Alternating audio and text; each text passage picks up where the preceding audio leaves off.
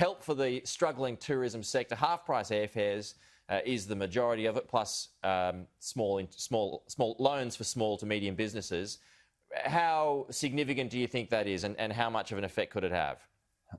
It'll have a small effect, Pete. I think it's the step away from Jobkeeper. So we know, if we look at, the only one we can now look at is Qantas, because they're the only one that's listed. They were telling us come the 31st of March that there would have been probably significant job cuts at Qantas and across Jetstar as well. The uptake and use of aviation obviously is still nowhere near what we saw pre-COVID, and they're only forecasting to actually see that to get back to sort of 60% of pre-COVID levels in the third quarter of this calendar year. So it's a step in that next direction. It's not surprising. Aviation is probably the biggest hit, along with tourism. So it's the right way. It's the, inverted commas, the wean off. It's not enough in terms of trying to ward off the likely loss of jobs, and it will happen. There will be a decent amount of jobs lost from this. So it is the next step. There probably will have to still be some form of maybe wage packages, particularly aimed at tourism. I think that's the core takeout here.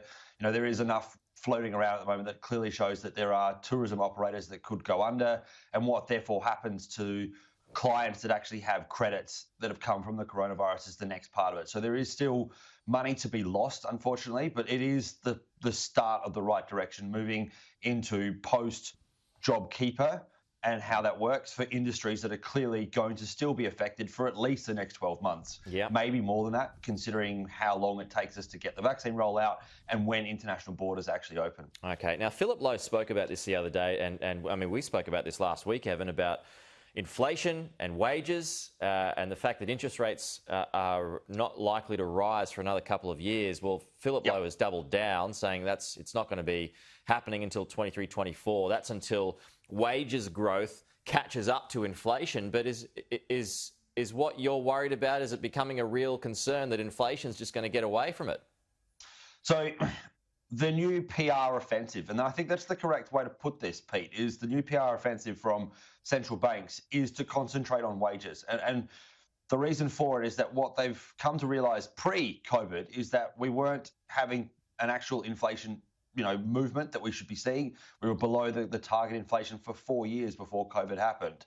And it was down to the fact that although things like asset prices, so houses was growing, we weren't actually getting sustained structural inflation. And that has come down to the fact that there is so much slack in the employment market that wages aren't growing. So their new term, the reason they're justifying this is that, yes, we might get an inflation transitory event where we bounce back from COVID, we see price increases happen quite rapidly and get back to pre-COVID levels, but they're not going to be sustained and they're not going to be structural. And that is their argument now, is that we can say confidently till 2024 we won't see a rate rise movement because inflation will not be structural. It will not hold the line because wages just aren't moving. And it's actually, somebody the other day put this perfectly. It's a horrible way of saying it. It's in a sweet spot.